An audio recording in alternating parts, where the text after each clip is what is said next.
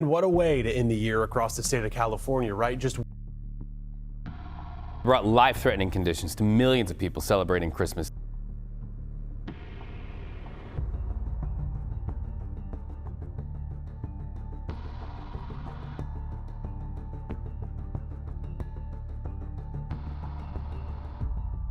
Why do natural disasters keep hitting one after another right at the end of the year and the start of the new one, bringing chaos to everyone? The sky over California turned dark in a flash, winds howling like crazy, rain pouring down hard, slicing through the ground.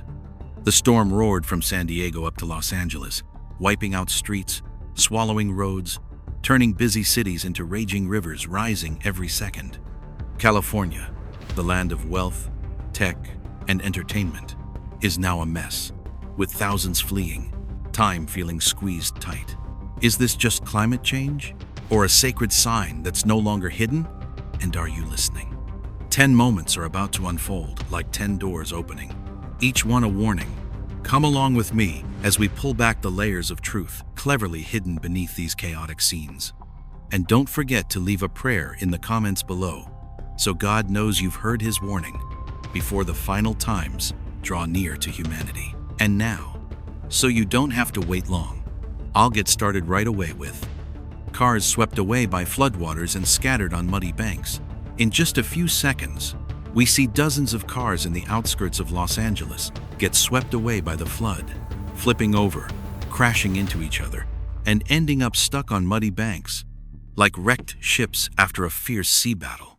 No longer the everyday way to get around, they turn into quiet reminders of a moment when people were completely powerless against nature. The scene comes through clear in every frame. Areas along the Los Angeles River, home to thousands of families, now soaked from heavy rain that went on for days from a Pacific storm. News reports say sections of the I-5 freeway had to be shut down completely, and local officials kept sending out urgent evacuation warnings. And when we look at those abandoned cars piled up on one another, the feeling isn't curiosity, it's a chill down your spine. The murky water rushed along at 20 to 30 miles an hour, tearing up the asphalt roads, carrying cars off like they were toys. Mud bubbled up, swallowing tires, flooding the insides, while smaller streams snaked around, twisting like poisonous snakes to destroy whatever was left. Rescue teams could only watch from a distance, sirens blaring non-stop, because getting even a few yards closer meant facing deadly danger. In the middle of all that chaos, a familiar image from the Bible suddenly comes alive in a scary way. Genesis 7:11 says, "In the 600th year of Noah's life, in the second month, on the 17th day of the month, on that day all the fountains of the great deep burst forth, and the windows of the heavens were opened." Those cars swept away by the flood today echo that ancient memory when water couldn't be held back anymore, and everything built by human hands turned fragile. The damage adds up quick. Dozens of vehicles totally ruined, many neighborhoods without power, some folks hurt while trying to get out, and thousands of families forced to leave their homes in just hours.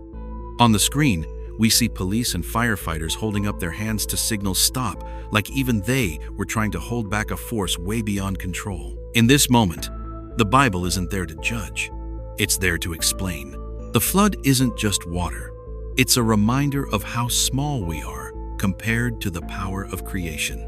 Those crushed cars aren't just lost property. They're a symbol of the idea that people can always stay in charge of everything. And as the water still hasn't gone down, with those piles of cars scattered around like steel graves, the question hangs in the air. If this flood is just the beginning, what's waiting for the whole city up ahead? The floodwaters like a giant monster cutting across the road. The highway vanished in a flash as the rushing water tore through Interstate 8 and turned a lifeline into a deadly drop. In just minutes, the familiar stretch connecting San Diego to busy industrial areas was sliced clean, asphalt giving way to a sheer cliff, vehicles frozen in place amid terror too sudden to name. Interstate 8 has long been a vital artery for transport, where heavy trucks hauling hundreds of thousands of pounds roar by every day. Now, it stood blocked by a sudden flash flood. Warnings from Fox Weather about flash floods in suburbs and old burn scar areas weren't just forecasts anymore. They were harsh reality, as water poured down from higher ground, merging into a torrent that cut across the road like an invisible hand, slamming the brakes on the whole city. The water roared, muddy and swirling like a hungry beast, swallowing empty land stretching for miles in an instant. Cars sat trembling, drivers gripping the wheel tight, knowing that moving forward even a few yards would mean disaster. Can you picture yourself in one of those cars, stuck in that standstill line, with raging water ahead, darkness behind, and no way back? In that moment, people feel painfully small. No technology, no engine, no map can stand against the swelling force of the water. Things we thought were solid, concrete, steel, speed, all quietly surrender. And in that silence, an ancient message starts to echo. Revelation 16:12 puts it first, like a key unlocking something. The sixth angel poured out his bowl on the great river Euphrates, and its water dried up to prepare the way for the kings from the east. Seeing the flood cut across Interstate 8, it's hard not to think of roads interrupted by God's hand, closed or opened for judgment. In Iraq, the Euphrates is slowly drying due to severe drought, noted by Asia News as a strange, ongoing sign. Here in California, a road gets blocked by water, opposites, but carrying the same message. It's no accident that the Bible talks about the way before judgment. A blocked road isn't just about traffic. It's about the paths of habit, of overconfidence, of believing there's always an escape. The trumpet warnings sound in a very modern way, not with horns, but with the roar of water ripping through our world. And if that torrent doesn't stop, if more roads get cut off in the dark, the open question remains: is the path to heaven still open, or slowly closing right in front of humanity? The fierce flood sweeps through and leaves behind a pile of rubble. The floodwaters have receded, and the video starts with no more roaring sounds, just a heavy silence that's almost suffocating. The camera slowly pans across a neighborhood in San Diego, where cozy homes once stood, now reduced to torn-up walls and bare foundations. No one's running or shouting anymore.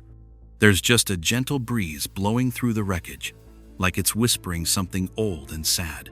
These are areas in Southern California that went through wildfires not long ago, leaving the soil weak and stripped bare. When the heavy rains came down, the dirt and rocks couldn't hold, turning into fierce debris flows, just like CBS Los Angeles had warned about. In the video, mud covers everything. Homes ripped right off their foundations. Trees toppled and piled on top of each other like nameless bodies. You see cars half buried in the mud, some with only the roof showing, as if swallowed whole in one quick gulp. Familiar roads are gone, carved into deep, twisting gullies. It's easy to feel that deep sense of loss when a lifetime of hard work gets wiped out overnight by the rain. Early reports from local officials say hundreds of homes were badly damaged. Many families lost their places to live entirely, and the cost is figured in the hundreds of millions of dollars. Emergency shelters were opened up fast, with rescue teams, volunteers, and church groups pitching in to hand out food, blankets, and drinking water. Amid all that destruction, there's still a glimmer of something truly human, people coming together in tough times. But the longer you watch the video, the more it feels like an accusation than just a news report. Genesis 6:13 comes up as a direct charge. And God said unto Noah, The end of all flesh is come before me, for the earth is filled with violence through them. And, behold, I will destroy them with the earth. The ruined homes, uprooted trees, and erased roads stand as proof of a world that's been hurt too deeply. It's not that God is absent, but that we've filled this earth with greed, overbuilding, and ignoring limits. The great flood in the Bible wasn't just water. It was a cleansing when things got too out of balance. And looking at these pictures, it's hard to deny that accusation still rings true. God used Noah to warn people, not to destroy without reason, but to call them to turn back before it was too late. The question hanging in the air after the video isn't about the rubble right in front of us. It's about what's next. Is this just the aftermath of one flood? Or the start of a bigger reckoning that's slowly coming into view? The road cracked open, river pouring out like a waterfall. The pavement sank in one quick moment. No warning siren, no safety buffer, just a sharp crack, and the asphalt we trusted to hold strong broke apart like snapping a cookie in half.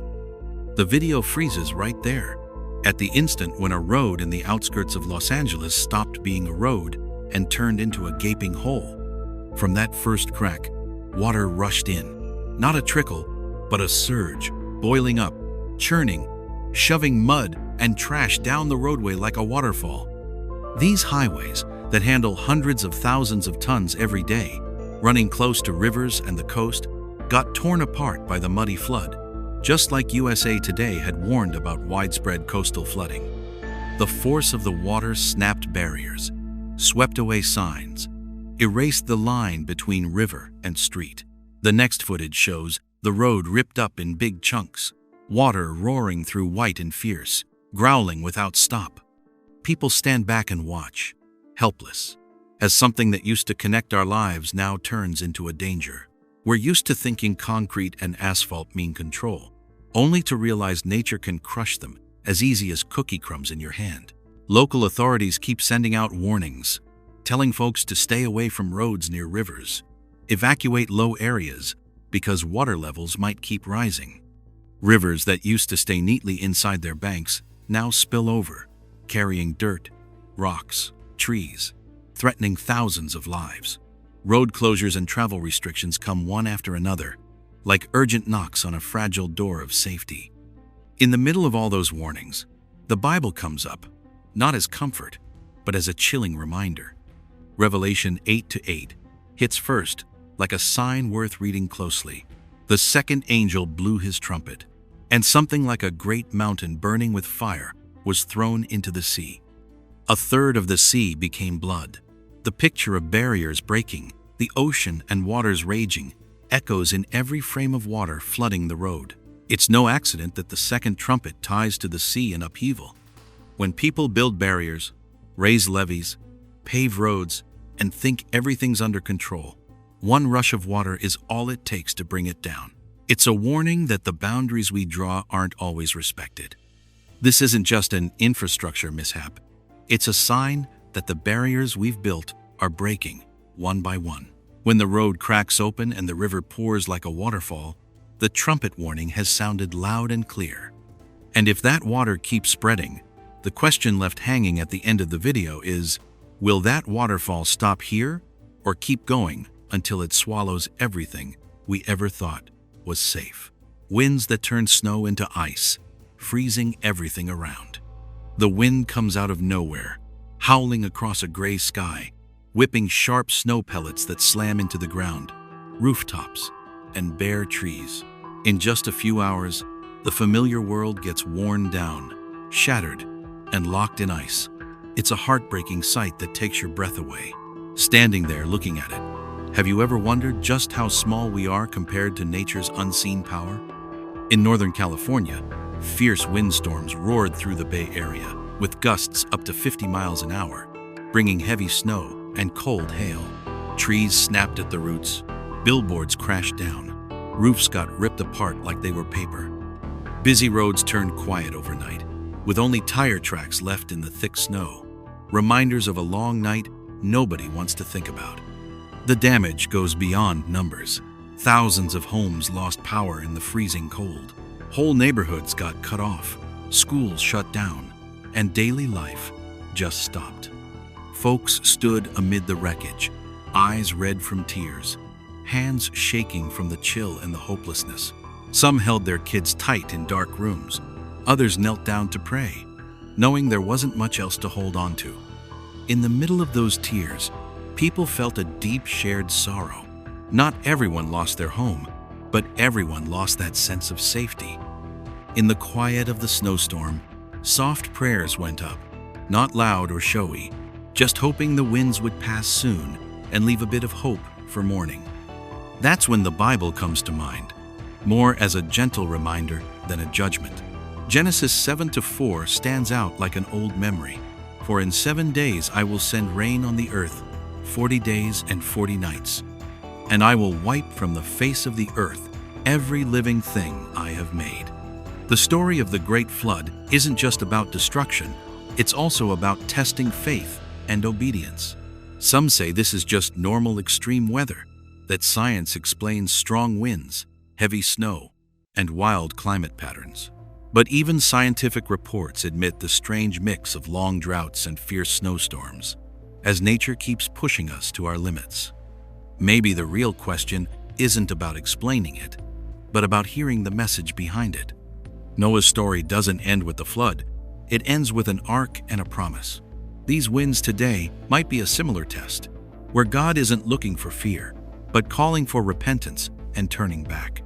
In the cold and rubble, faith becomes a small flame, but warm enough for the soul. And then the question hangs in the air as the wind keeps blowing. If this is just one trumpet in a series of warnings, is this wind the final call? Or just the first reminder for those still hesitating to turn back? The Palmdale Highway swallowed by floodwaters. A quiet has settled over the Palmdale Highway in a way nobody's used to. No honking horns, no engines roaring, no steady stream of cars like always. Just the slow pullback of water and wind whistling through bare trees, leaving a heavy emptiness, like the road just lost its life. Before, Palmdale was the main artery for traffic in the whole area, handling hundreds of thousands of vehicles every day, the constant weight of metal pressing down on the asphalt without a break. Now, all that hustle is gone, replaced by a scene of gridlock and gloom, where nature has quietly but firmly taken back control. The floodwaters didn't rush in all at once. They rose slowly, seeping through small cracks before widening into long, twisting breaks. The road surface is scattered with chunks of broken concrete, trees tipped over and lying around, like final periods ending a familiar way of life. Looking at this, it's easy to feel the power of the water, invisible, yet strong enough to do what thousands of tons of vehicles couldn't every day. The contrast hits hard. One side, the memory of endless traffic, the other, the stifling silence of now. Local folks see the road swallowed up without needing any explanation, because they know this isn't just an infrastructure problem, it's a deeper break in the usual order of daily life. In the middle of all this, the Bible comes up as a way to make sense of the upheaval. Revelation 16:12 is mentioned first, with the book and verse. The sixth angel poured out his bowl on the great river Euphrates, and its water dried up to prepare the way for the kings from the east. The picture of a river running dry isn't just about geography. It's about clearing a path for a process of judgment. Recent reports about the Euphrates River in the Middle East have caught a lot of people's attention, with severe drought, dams holding back water, and climate change causing the river to shrink faster than expected. There are studies warning it could dry up in the coming decades, or even sooner, like an ancient picture slowly coming into focus today. When you put Palmdale next to the Euphrates, a quiet question forms. Could broken roads and drying rivers be pieces of the same message? Not loud, not angry, just a rearrangement of the order of things according to a will greater than ours. That sign is seen as a reminder that God's ways can open up judgment in ways few would expect. And in the silence of Palmdale today, the question still hangs. Is this just a temporary stop, or the start of a bigger collapse waiting ahead? Up close with the rushing floodwaters. The footage starts off fast and intense, like it hits you right in the face with what's really happening. The camera shakes. The view tilts as murky water suddenly pours into neighborhoods in Los Angeles, sweeping away everything in its path. There's no time to get ready, just that feeling of things getting pulled away too quick, too hard, way beyond what anyone can handle. The flood surges down streets that used to be quiet, rising up to doorsteps and then crashing right into people's homes. Trees bend and snap like they're breaking. Cars spin around in the swirling current. The sound of metal crashing mixes with panicked shouts. Watching this, you're not just an outsider anymore, because if you hesitate even a second, that flood could drag everybody into the same chaotic mess. In areas close to rivers, thick, muddy water spreads everywhere, turning the line between roads and riverbeds into a blurry chaos. Rescue videos shared all over show folks clinging to rooftops or power poles, waiting to be pulled up in the nick of time. Familiar places to live get wiped out in just hours, leaving a deep sense of helplessness all around. As the water starts to recede, the numbers come out.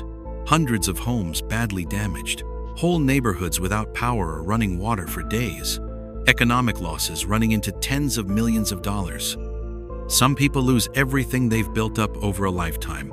Families have to leave what they once called home. Amid piles of mud and broken belongings, the pain can't be measured by any statistics. In that moment, the Bible comes to mind like an old but familiar warning. Revelation 8-7 is mentioned with the book and verse right up front. The first angel blew his trumpet, and there came hail and fire mixed with blood, and it was hurled down on the earth. A third of the earth was burned up. The picture of hail and fire mixed with destruction brings up the idea that natural disasters aren't just physical events, but signs of something shaking things up on a deeper level. Right after, debates heat up on both sides.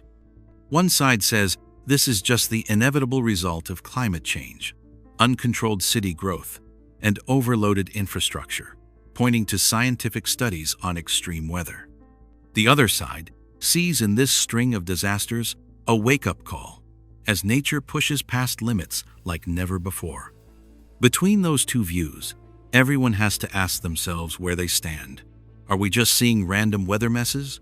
Or are these the first trumpet blasts sounding in modern times? The flood has spoken loud and clear, and the big question left open is, how far will it keep sweeping before things really start to change? Strange column of water shooting up from the ground. It all started with a sight that's hard to describe.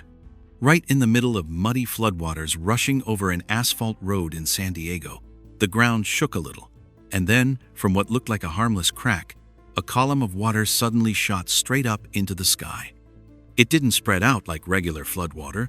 It blasted upward, standing tall, higher than the nearby trees, as if something had punched a hole through the earth from below.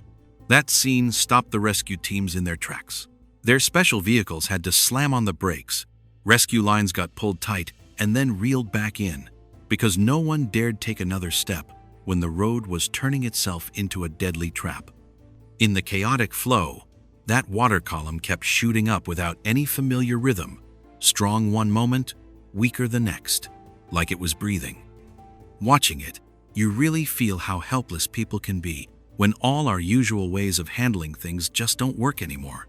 The videos show the rescue crews calling for more help over and over, trying to mark off the danger zone but failing because the whole thing was so puzzling. It wasn't just water pouring down from above. It seemed like something was rising up from underneath, breaking apart a road that was supposed to be solid and strong. In that moment, you don't need a long explanation to know there are forces out there beyond human control. The Bible comes across like a serious warning. Genesis 7:11 gets mentioned first, and then the verse rings out clear. In the 600th year of Noah's life, on the 17th day of the second month, all the springs of the great deep burst open, and the windows of heaven were opened. The picture of the great deep bursting open suddenly feels scary in a real way when the ground right in front of us is erupting. Not much different from the description from thousands of years ago. Facing that view, experts quickly offer a scientific explanation. They say sudden high pressure in underground water from days of heavy rain, combined with overloaded drainage systems and existing cracks under the road, caused this geyser-like burst, like a hidden spring forced backward. From a technical standpoint, it's a rare event, but possible in extreme conditions. But no matter how reasonable the explanation sounds, that uneasy feeling doesn't go away. Science can describe how it happens, but it can't ease the fear when we realize the ground under our feet isn't as reliable as we thought. Between the Bible's warning and the experts' breakdown, the question just hangs in the air. If the earth is starting to erupt right in the middle of a modern city, where is our safe ground really? And was that strange water column just a rare accident? Or the first sign of some kind of hell on earth slowly opening up? The muddy flood swallows part of a house. 15 feet. That number isn't just on some chart. It's right there in front of us. In a video showing a house in Los Angeles getting completely taken over by muddy water on the first floor. When the water gets up close to the roof overhang, you and I both know the line between safe and gone is thinner than ever. A quiet neighborhood by the river has turned into a giant water trap. From what people on the scene reported, the water rose from 10 to 15 feet in no time, pouring in through windows, steps, stairs, and forcing folks to scramble upstairs in a panic. Walls that used to protect whole families are now just faint lines against the heavy push of the flood. In the video, the water doesn't rush. It creeps up, slow but unstoppable, like it's counting every second of survival. Furniture floats around. Memories built over a lifetime get swept away in minutes. That moment shows how fragile life is, with just one floor standing between making it through and losing everything. We see the fear building not in screams, but in breathless silence. The Bible comes up here like a haunting reminder. Genesis 7:20 is mentioned first. Then the verse rings out. The waters rose 15 cubits higher, and the mountains were covered.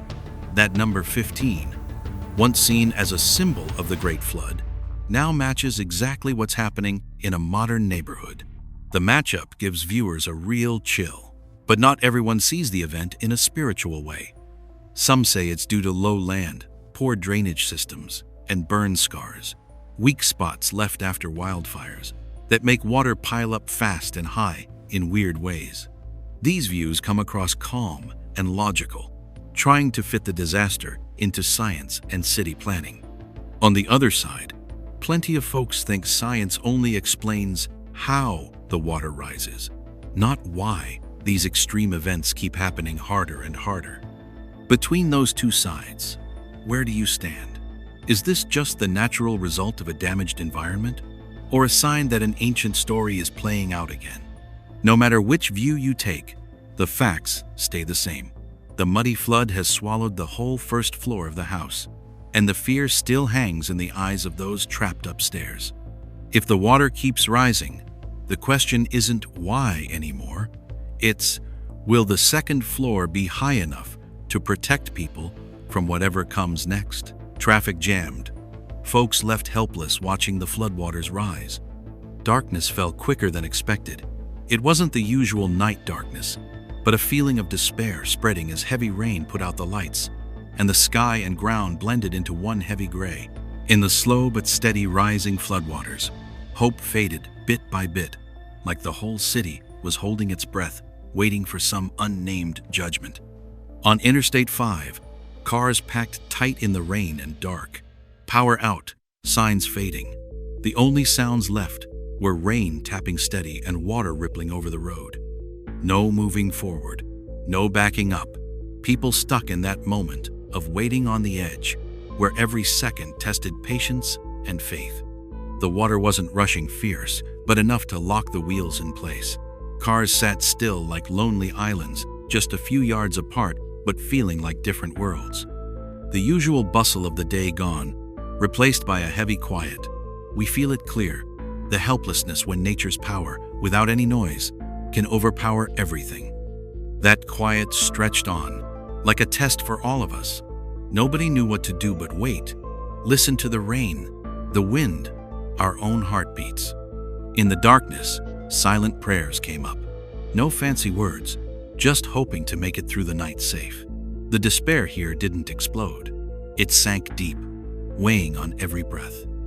The Bible came to mind like a final verdict, not just a hint or explanation. Revelation 8:12 was quoted earlier. Then the words rang clear. The fourth angel blew his trumpet, and a third of the sun was struck, and a third of the moon, and a third of the stars, so that a third of their light might be darkened. Darkness isn't just no light, It's the mark of a trumpet blast, dimming what people thought was solid and sure.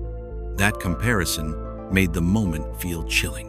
When light gets taken away, folks can't rely on speed or technology anymore. They face straight on how small we really are. The judgment doesn't need long accusations. The silence and darkness alone expose the limits of human pride. In that standstill, everyone has to ask themselves where they're headed, and if the path they've chosen still has any light to guide them. The darkness still hung over everything. Traffic still jammed. Water still rippling on the road. That waiting moment hadn't ended yet. And as the night got thicker, the final question hung in the rain and quiet. In this darkness, is the next trumpet about to sound and close it all? So, you and I have gone through 10 moments capturing the devastation of the bloodthirsty flood hitting California right before the new year, leaving despair for so many people. Please leave a prayer for those poor victims in the comments below and share your kind heart, full of love, with those in tough situations. 10 moments have passed like 10 heavy tolls of a bell. From floods sweeping away roads, from underground springs bursting up, from whirlwinds carrying hail, to darkness covering the highways. All these aren't just scattered events anymore. When you connect them, they sound like trumpets blasting one after another in Revelation. Each one louder, each sign clearer, making us stop and face how fragile life really is. The Bible tells one consistent story, from start to finish. Genesis recalls Noah quietly building the ark, while the world laughed, before the great flood came to cleanse everything. Back then, the water didn't just destroy, it drew a line between those who stayed alert and those who turned away.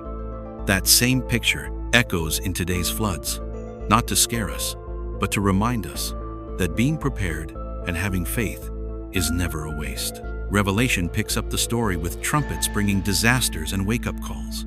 Revelation 16:12 is mentioned earlier, and then the words ring out. The sixth angel poured out his bowl on the great river, the Euphrates, and its water dried up to prepare the way for the kings from the east. The Euphrates is slowly drying in real life, right alongside the storms and floods in California, leading many folks to connect it to those predictions about 2040 spreading on forums and online. No matter how you look at it, that overlap makes you pause and wonder. All this points to one thing we can't avoid. Humanity is getting one last chance to wake up, not in panic, but with humility, looking again at our way of life, our faith, and our duty to the Creator. These signs aren't here to end things right away, but to warn, like trumpets sounding before the final judgment. But the Bible always leaves an open question. If people keep ignoring it, keep seeing what's happening as just random chance, what comes next? Could the worldwide Great Flood, once recorded as humanity's terrifying memory, happen again in a different, fiercer way, with no ark ready in time? Before wrapping up this journey, take a quiet moment to reflect. If you have a prayer, or even just a sincere thought for the world and yourself, feel free to leave it in the comments below. If these warnings mean something to you, please like, share, and subscribe to the channel so you don't miss any signs the Lord is sending in these times. Thank you for sticking with me to the end. May the Lord keep you and your family safe through all the upheavals of this world. Amen. For many in California, the holiday season has arrived under emergency alerts.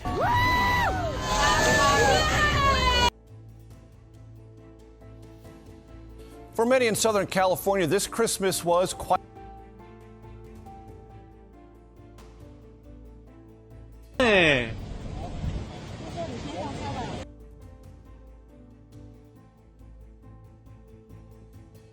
What if tomorrow doesn't come the way you expect it to? When America, the symbol of strength and order, suddenly starts shaking from landslides, floods, huge tornadoes, and strange behavior from all kinds of animals, the things we're used to begin to crack and fall apart. It's not just one accident, not some rare event, but one blow after another, like they're coming down from above, signaling that a time of chaos is starting. 10 moments will come one by one, swallowing everything up, exploding right in front of you, like 10 chapters in a modern book of Revelation. Reports from the USGS and NWS show disasters in America are shooting up. Atmospheric rivers drowning California, dust devils rising in the desert, animals acting like they know something we haven't figured out yet. You think this is just coincidence? Or maybe the final warning? Keep going. Because right after this, the veil of truth will be lifted, and the deep messages from God will be revealed bit by bit. We can't wait any longer. We're going to start right now with 1. Major landslide from heavy rain. The air before the disaster wasn't loud. It felt heavy, like holding your breath too long. Down in Southern California, the sky stayed low and gray, with rain coming down steady for days. In that uneasy feeling, you could really sense how fragile things we think are solid can be. No one was yelling, no sirens going off, just this chilling gut feeling that something was waiting behind the curtain of rain. And then, the mountains started to move. In the Santa Monica Mountains, where the steep land is used to wind and rain, all that water from the atmospheric river storms soaked the ground until it couldn't hold any more. According to the USGS, landslides in California have been happening more often in recent years, wrecking hundreds of miles of highways and leaving thousands without homes. But in that moment, the numbers didn't matter, because what was happening right there felt like a force way beyond anything people could control. The rain poured down hard, and suddenly, a huge section of the mountain, hundreds of feet across, shuddered and broke away, crashing straight down onto the road below. Dirt and rocks rolled like waves, smashing everything in the way, with dust rising up so thick it blocked the sky. It wasn't just a landslide. It was the kind of sight that leaves you standing there quiet, watching nature act like it's punishing something unseen. In that instant, when the ground shook, an old warning seemed to echo. Luke 21:11. There will be great earthquakes, famines, and pestilences in various places, and fearful events, and great signs from heaven. Once the dust settled, the experts spoke up. They talked about climate change, rainfall way above normal, ground saturated with water, and natural laws you can't avoid. It all sounded reasonable, scientific, comforting in a way. But then a quiet question pops into your head. If it's all just random, why do events like this keep piling up so fast? Right in that buildup, the words from the Bible shine a light on the unease again. Matthew 24:7. Nation will rise against nation, and kingdom against kingdom. There will be famines and earthquakes in various places. It doesn't stop there. The picture of the mountain collapsing brings to mind an even darker scene, where the natural order gets turned upside down completely. Revelation 6:12 warns, when he opened the sixth seal, there was a great earthquake.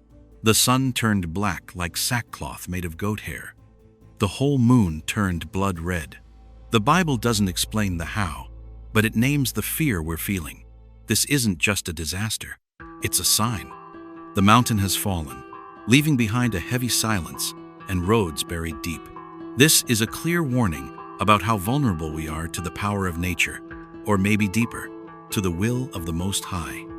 And if even mountains can crumble in a flash, what will happen next when raging rivers rise up? 2. The bridge swept away by the flood. The bridge broke in half in just a few minutes, in a quiet outlying area of New Mexico, a place that hardly ever makes the national news. A small bridge over a local river suddenly vanished after a night of heavy rain. It wasn't in a big city or a popular tourist spot.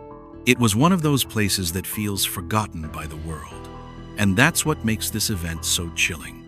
Disaster doesn't pick famous places to start. The river, usually calm in that suburb, suddenly changed course when heavy rain from a rare atmospheric river system pushed deep inland.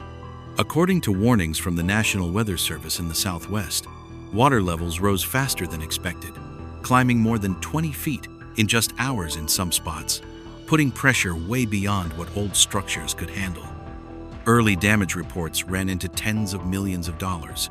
Roads were completely cut off, and many small communities were left isolated.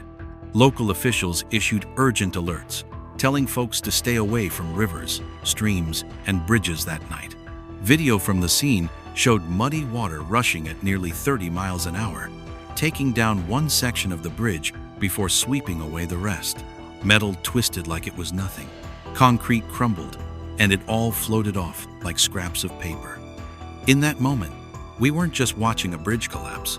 We were seeing our belief that humans can control everything come crashing down. Psalm 93:3-4 hits home like a warning. The floods have lifted up, O Lord. The floods have lifted up their voice. The floods lift up their roaring. Mightier than the thunders of many waters, mightier than the waves of the sea. The Lord on high is mighty. Things quickly turned chaotic in the area. Rescue trucks couldn't get through, people were stranded on both sides of the river, and phone service went out. Luke 21:25 describes it perfectly.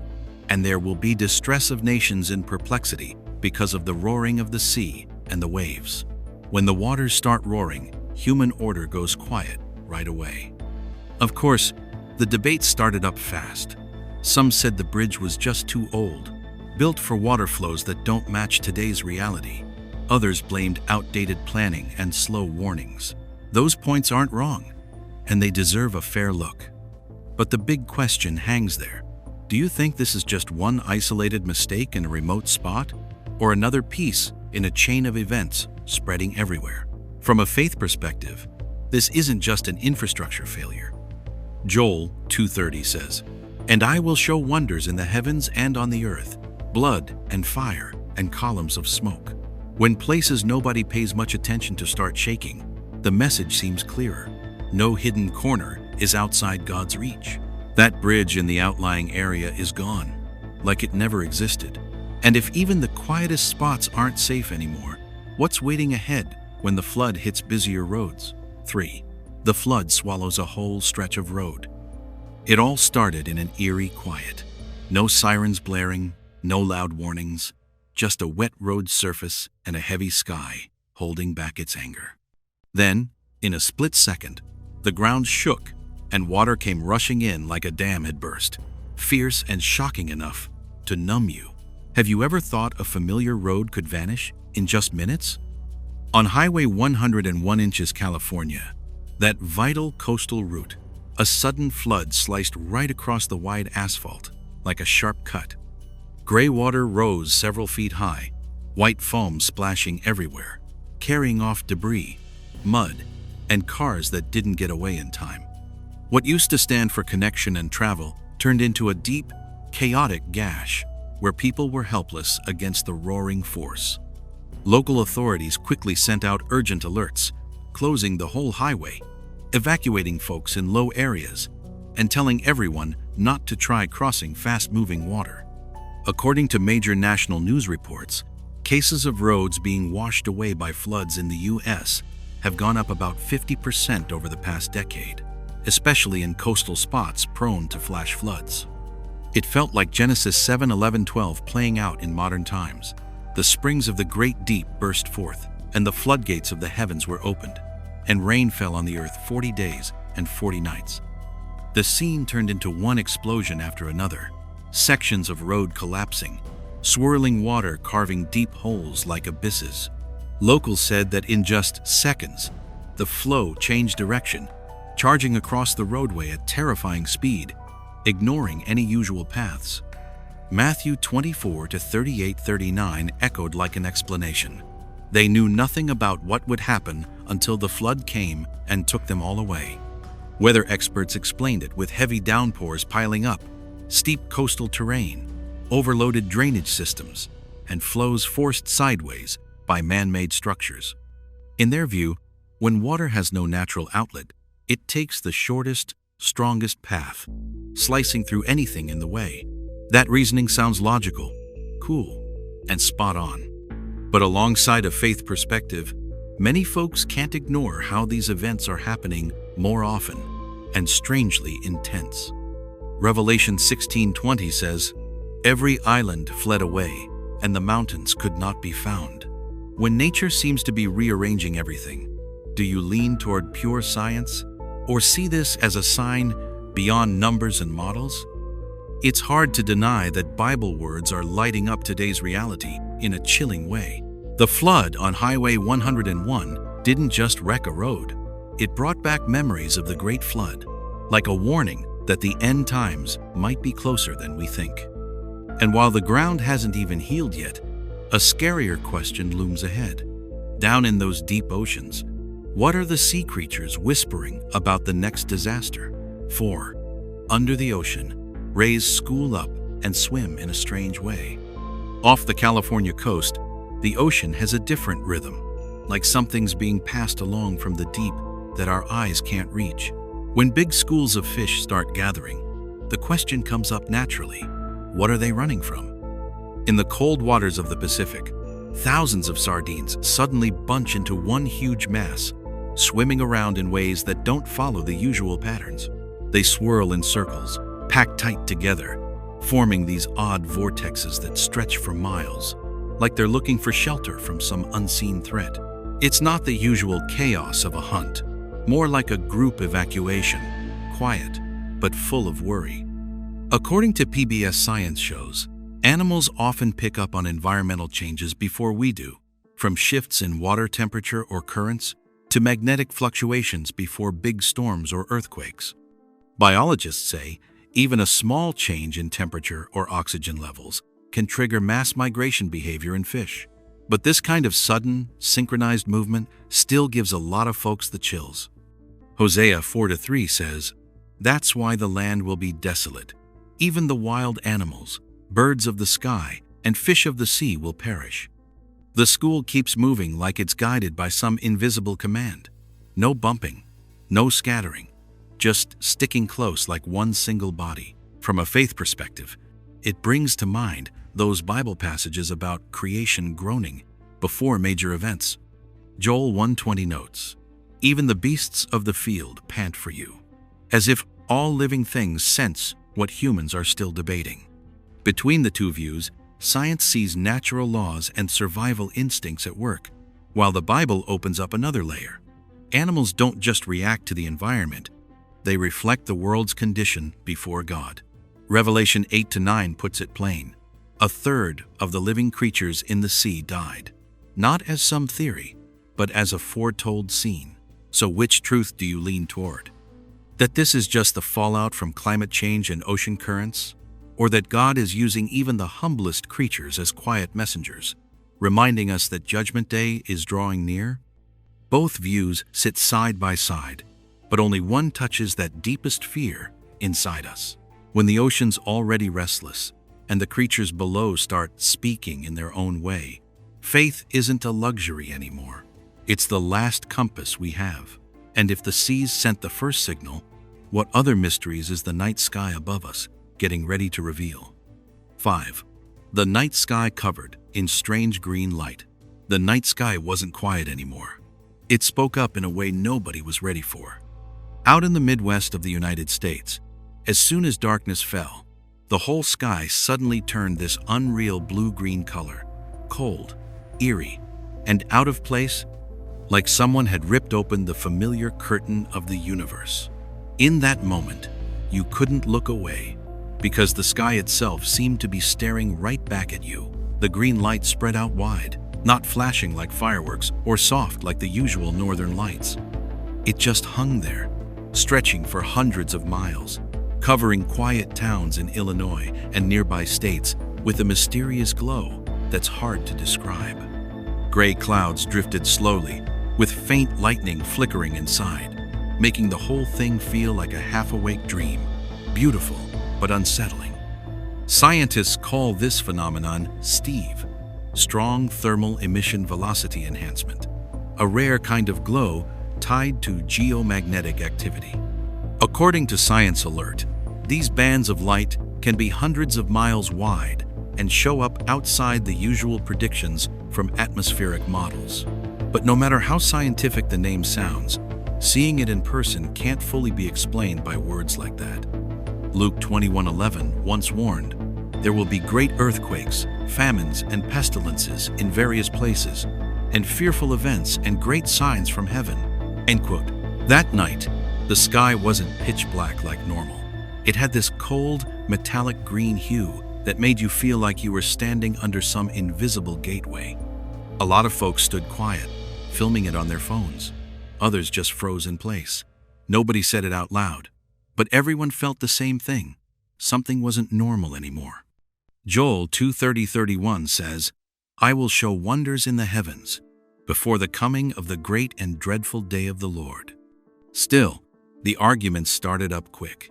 One side says it's just a rare atmospheric event caused by hot ion streams and Earth's magnetic field, no supernatural meaning at all. The other side wonders, why are these rare things happening more often, right when the world's reeling from disasters, diseases, and chaos?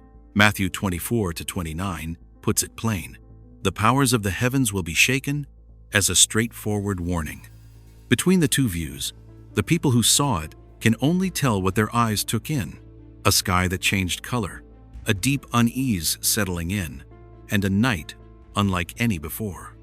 Science explains how it works, but the Bible talks about what it means, and that gap between them is what really makes you think. The green light finally faded, the sky went back to normal, but the questions hung around. If these great signs from heaven have started showing up, then what else might those little creatures down here on Earth, the disappearing insects or the ones acting strange, reveal next? 6. Thousands of bugs swarm in Iowa's cornfields, flying wildly. At first, everything looked completely normal. On the vast cornfields of Iowa, the wind blew steady, the sky was pale blue, and the crops seemed to be growing right on schedule, like they always do in the Midwest. But then, from the edge of the field, tiny black specks started showing up, more and more, thicker and thicker, as if the ground was stirring, getting ready to say something nobody wanted to hear. In just a few hours, thousands of locusts and other insects shot up into the air all at once, forming chaotic living clouds. They bumped into each other, changed directions suddenly, blocked out the sunlight, making everything feel stifling and scary. Standing there in the middle of the field, you got the sense that nature was losing control right overhead, like a warning bell had just been rung hard. According to reports from the BBC, animals and insects often act strangely before big natural disasters like floods or earthquakes because they're sensitive to changes in air pressure, humidity, and electric fields. But what gave a lot of folks chills was that just a few days later, heavy rain poured down without stopping. Water rose fast, and flash floods swept away those same green cornfields, leaving behind mud and the quiet despair of the farmers. Exodus 10:14-15 once described it. The locusts came up over all the land of Egypt. They covered the face of the earth so that the land was darkened, and they ate all the plants. That Bible passage isn't just old history. It echoes like a serious charge when modern fields get covered by insects and disaster too. Joel 1-4 goes on to stress the chain of destruction that follows, leaving no way back for life. Ecologists say this is a natural result of extreme weather and insect breeding cycles, a pure biological response. That explanation has clear science behind it, and you can't deny it. But for many people, the timing of the insect swarm, then the heavy rain and flash floods, raises a question that's hard to avoid. Is this just coincidence, or a message repeated in different ways?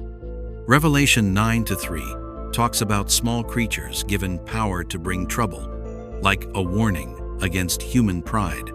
When the crops get ruined, it's not just food that's gone. The feeling of security washes away with the floodwaters. It's a reminder that life is more fragile than we like to think. Whether you look at it from science or faith, one thing can't be denied. Those insect swarms showed up before the disaster, not after. And it's that order of events that makes so many folks stop and think. What do you think? Is it just a natural, biological reaction, or a warning sent through the tiniest creatures? The insects flew up like an alarm signal, the crops collapsed in the floods. But if the ground is still hiding quiet movements deep below, what's waiting for us in the next step of this chain of signs? 7. Thousands of fish burrowing up from the ground. In a mysterious way, At first, this story sounds so hard to believe, it's almost impossible to accept. Right in the dry Arizona desert, where the ground is cracked and the hot wind stings your skin, people suddenly saw something that went against everything they knew. Fish, not dead ones, but live fish, coming up from deep in the earth, like the desert had just opened its mouth. From small cracks in the ground, dark water started seeping out, and then all of a sudden, thousands of fish poured through, thrashing around, jumping up, their wet bodies shining on the hot sand. They formed a thick stream, crawling over the hard, dry land, surviving in a strange way, in a place that's not meant for underwater life. That moment makes you shiver, because things that shouldn't exist are right there in front of you. According to geological records, the Southwest has ancient underground water channels that sometimes get triggered by heavy rain or small earthquakes. The USGS has noted that animals can act oddly before quakes, when pressure and the ground structure change. But what makes this event so haunting isn't just the fish appearing. It's how they survived and came up all at once, like they were guided by some unseen force. Ezekiel 47:9 says, "Every living creature that swarms will live wherever the river flows. There will be a great many fish." In this situation, that Bible verse sounds like a deeper explanation. Life can rise up from the most dead-looking places, not following the rules people expect, but alongside that, Hosea 4:3 warns about a world where everything wastes away. The land looks sad, like two opposite sides of the same message. Scientists explain it through geology and biology. The fish get carried by underground water flows and come up when the ground shifts. That makes sense with data and models to back it up. But the Bible view asks a different question. Why do these signs keep happening all at once? Right when the world is shaking with disasters, wars, and trouble everywhere. Revelation 16:3 talks about the waters and life turning upside down, like a picture of total chaos coming. Two explanations, two different foundations. One science, one faith. One looks for causes, the other for meaning. So what do you think is worth pondering more? Where the fish came from, or why these impossible things are becoming common in times like these? Believe it or not, the desert isn't quiet anymore. The ground has opened up, and life has come out in a way no one saw coming. But if what's deep under our feet is starting to move, how much longer will the sky above stay the same as always? 8. A massive whirlwind drops suddenly from the sky. At first, there was no warning at all. The Arizona desert sky was clear blue. Sunshine spread even across the wide-open land. No clouds, no storm, no sign of trouble. Then from far off, a thin column of dust appeared, spinning slowly like it was checking out the ground, surprising anyone who saw this odd thing come out of total calm. In just a few minutes, that dust column swelled into a huge whirlwind, towering thousands of feet high, thick with sand and rocks, moving slow but overpowering. It didn't roar like a storm, but quietly swallowed up the space, blocking out the light, making even folks standing far away feel like the ground under their feet wasn't steady anymore. This whirlwind showed up under a bright sky with scattered clouds, going against what we usually picture for natural disasters. Dust got sucked up like an invisible hand was yanking hard from above, spinning wildly, sweeping away anything small in its path. Seeing that, it's hard not to wonder, why does nature show its power in such a puzzling way right when people are least on guard? Records from the NWS say dust devils can reach heights of thousands of feet when the ground heat varies a lot, especially in the Southwest. But the size and strength of this one made many experts cautious, since it lasted longer than usual and moved in a clear direction, not fading quick like typical dust devils. Job 38:1 notes, "Then the Lord answered Job out of the whirlwind and said," that Bible verse makes the image of a whirlwind more than just weather. It becomes a symbol of power and a voice from somewhere beyond our control. In that moment, the wind wasn't just blowing, it was like it was speaking. Ezekiel 1-4 describes a stormy wind with bright light and blazing fire coming from far away. bringing an overwhelming and holy fear. When you put it next to this desert whirlwind scene, many folks can't help thinking it's not just air moving, but a warning written in sand and wind. Of course, debate broke out right away. Meteorology explains it with heat convection and open terrain, seeing it as a rare natural event but not supernatural. That view has solid science behind it. Still, plenty of people ask, if it's just natural, why do these rare things keep happening one after another in this time of global unrest? Revelation 7:1 talks about winds being held back, waiting for the moment to be released. From a faith perspective, that whirlwind seems like part of a power being revealed bit by bit, reminding us that nature is never truly tamed. The whirlwind finally faded. The desert went quiet again, but that feeling of awe lingered a long time. If wind from high up can drop down unexpectedly like that, then when roads and vehicles face rising floods, what will come next in this chain of signs? 9. A car swallowed and swept away by the flood. On a bridge in Southern California, where thousands of cars pass quietly every day, no one expected that in just a moment, the familiar road would turn into a raging river. One question comes to mind for those who saw it. What happens when nature no longer follows the safe predictions people rely on?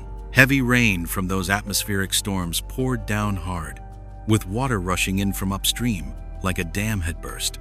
The flood rose fast, turning murky brown, swirling and carrying dirt, rocks, branches, and trash. In that sea of water, a car suddenly popped up, tossing wildly, completely out of control. The car was no longer just a vehicle. It became a clear reminder of how fragile human inventions can be. It slammed into the bridge railing, windows shattered, metal bent and twisted. Then the fierce current yanked it away like it had never been there. The crowd gathered on the bridge could only stand and watch, helpless as it all happened right in front of them. Psalm 46:2-3 puts it this way: though the earth give way and the mountains fall into the heart of the sea, though its waters roar and foam and the mountains quake with their surging, we will not fear. When nature gets angry, all the solid foundations we trust can shake in an instant. Local authorities quickly sent out urgent warnings, telling people to stay away from bridges, culverts, and low-lying areas. But those alerts came amid the chaos, when the water was already beyond control. Statistics, disaster plans, and weather tech all seemed small compared to the raw power of the flood. Matthew 24:39 talks about a similar moment. They knew nothing about what would happen until the flood came and took them all away. That's what makes disasters so scary. The surprise of it all, hitting hard at our belief that we can always prepare for anything. Some say this was just a regular flash flood caused by heavy rain and city development on the land. But when similar scenes keep happening in different places with the same intense force, people start asking about the deeper meaning behind these signs. Revelation 18:21 says, "With such violence, the great city of Babylon will be thrown down, never to be found again." When the flood snatched that car away in a split second, it brought to mind a stark picture of how suddenly things we think are solid can collapse. The car broke apart and vanished in the swirling water. But the bigger question hangs in the air. If a vehicle can be swallowed up that easily, what will the whole town downstream face when the flood hasn't stopped yet? 10. The flood came in like a tsunami and swept away a whole small town area. Everything happened so slowly at first, almost strangely slow. The river rose inch by inch, the sky hung heavy and gray, and the air felt like it was holding its breath. Then a question comes to mind for all of us. If in just a few minutes, a familiar place could vanish completely, would we even have time to get ready? When that atmospheric river dumped all its water on the rural areas along the river in California, the flooding wasn't just regular heavy rain anymore. It rose several feet in no time, broke through the levees, and rushed into the town like a tsunami without any warning siren. Roads disappeared, and the line between the river and people's homes just got wiped out. From drone views, the scene looked like a small-scale end of the world. Hundreds of cars got swept away, crashing into each other like toys. Roofs got ripped off, walls collapsed, old trees uprooted. The muddy water swirled around, carrying away the life this town had built over decades. Luke 21:25-26 describes that kind of terror just right. There will be signs in the sun, moon, and stars. On the earth, nations will be in anguish and perplexity at the roaring and tossing of the sea. People will faint from terror, apprehensive of what is coming on the world. When floodwaters roar through dry land like that, the fear isn't just a prediction anymore, it becomes real. The damage numbers came out quick. Hundreds of homes no longer livable. Many neighborhoods completely cut off. Infrastructure shut down. Families lost their homes. Savings built up over a lifetime washed away in a few hours. Amid all the wreckage, the quiet after the flood felt even heavier than the roaring before it. Joel 3:15 rings out like a dark milestone. The sun and moon will be darkened, and the stars no longer shine. When the familiar light of everyday life gets blocked out, people face an emptiness and helplessness like never before. Some folks say climate change and extreme weather explain it all well enough. But when the destruction goes way beyond any backup plans, when nature acts like one big united force, the question of judgment isn't so easy to brush aside. Revelation 16:18 puts it plainly, no holding back. There were flashes of lightning, rumblings, peals of thunder, and a great earthquake, such as there had never been since man was on the earth. So great was that earthquake. A flood that sweeps away a whole town isn't just a disaster, it's like the final exclamation point on a long string of warnings. This isn't some isolated event anymore. It's the peak of one sign after another. The warnings have gone out, the cost has been seen. And since this disaster isn't the end yet, the question left for each of us is, if the next sign hits even more suddenly, will you just stand and watch, or get ready for the day when there's no way back? 10 moments have passed, like 10 bells ringing out in the dark night of our time. From angry oceans, shaking earth, changing skies, to floods that sweep away human lives, none of these stand alone. They're all connected in one unbroken chain of signs, like repeated reminders that the world is entering a serious turning point. Matthew 24:7-8 warned us plainly, "For nation will rise against nation, and kingdom against kingdom. There will be famines and earthquakes in various places. All these are but the beginning of the birth pains." When natural disasters come, one after another, fierce and beyond human control, the question isn't what's happening anymore, it's what are we being reminded of? These disasters don't just destroy homes and take lives. They also show how fragile our so-called strong civilization really is. Science can explain how they work, governments can issue reports, but no system can guarantee full protection against power far beyond our reach.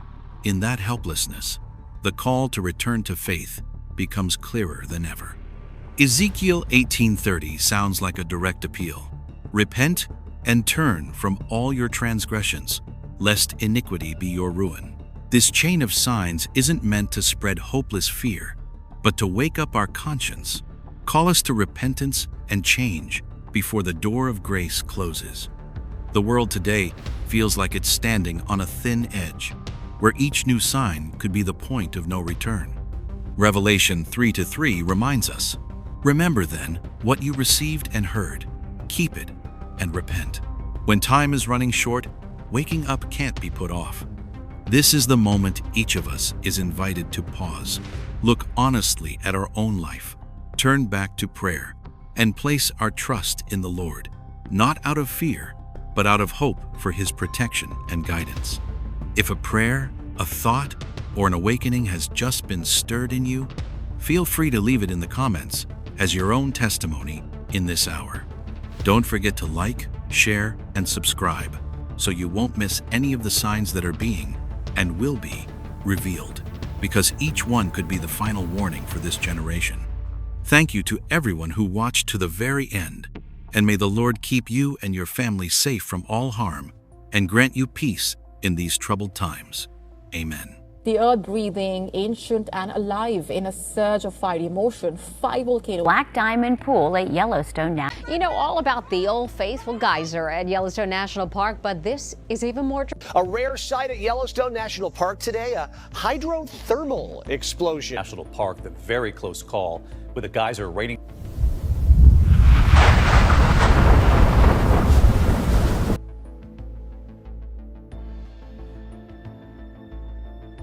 What if the most peaceful spot in America turned out to be the starting point for the biggest disaster in human history? If Yellowstone, that famous national park with its hot springs and great scenery, was really hiding a fury that could wipe out a whole continent in just a few days, would you believe we're still safe? Right now, deep under that ground that seems so still, magma is shifting around, pressure is building up, and the surface is quietly rising. Unusual hydrothermal explosions, long strings of earthquakes, and spiking measurements aren't showing up here and there anymore. They're hitting all at once, fast and without warning. Yellowstone isn't quiet anymore. It's sending out signals that we can't ignore any longer. The problem isn't just one volcano. What's scarier is the timing. When the movements under Yellowstone line up with big upheavals all over the planet, you've got to ask, is this just geology, or is it part of a bigger chain of signs that the Bible warned about? Do you feel like the pace of the world is speeding up? Do you notice everything is happening so fast, so perfectly timed, so right on cue? If Yellowstone is really waking up, then the question isn't whether it'll erupt, it's where we stand in all this. And to figure that out, we have to start with what's going on right under Yellowstone, right now. So, don't skip any of this information, and come along with me as we dig deep into the truth that God has placed behind these earthquakes. Yellowstone is waking up. What if the safest spot in America turned out to be the starting point for a disaster we couldn't stop? Yellowstone isn't just a national park with hot springs and tourists anymore. Right now, under that calm-looking ground, something huge is stirring, building up, and sending out signals that make anyone watching feel uneasy. That worry doesn't come from imagination. It's from the numbers that keep going up day by day, hour by hour. While we're going about our usual lives, Yellowstone is moving to a different rhythm. Pressure is building, the ground is swelling, and the monitoring systems are shaking non-stop, like they're trying to tell us something. And if you pay close attention, you'll see those signs aren't scattered or rare anymore. They're coming fast and thick, too many to brush off. On June 12, 2025, at Black Diamond Pool in Biscuit Basin, Yellowstone, a sudden hydrothermal explosion ripped through the quiet. A column of boiling water and rock debris shot hundreds of feet into the air in just seconds. Visitors panicked and ran. Trails were closed, and the videos spread quickly, putting Yellowstone under special watch by scientists. Just weeks earlier, Steamboat Geyser, the world's tallest geyser, had erupted strongly on April 14, and then again in the summer, with water temperatures around 192 degrees Fahrenheit. That's not the usual pattern. The USGS noted these changes happening in a tight cluster, not spread out like in past years, making questions about Yellowstone's hydrothermal system more urgent than ever. According to official data, Yellowstone averages more than 1,500 earthquakes a year. But in 2025, earthquake swarms showed up, with unusual density and length, focused deep under the caldera that's about 30 by 45 miles wide. These small but steady shakes don't damage buildings, but geologists watch them closely because they show shifts in pressure and hot fluids below. Precise GPS stations, accurate to the millimeter, show the ground swelling noticeably in some areas, while sulfur dioxide gas is escaping at higher levels than normal. The chemistry in many hot springs has changed suddenly, pointing to disruptions in the underground paths for heat and gas. All this data comes from over 50 seismic and monitoring stations running non-stop, not guesses. USGS scientists explain that this could be normal activity for a living supervolcano, with the odds of a big eruption around 1 inch, 730,000 each year. They say there's no sign of new magma rising fast, and Yellowstone has gone through these breathing cycles before without disaster.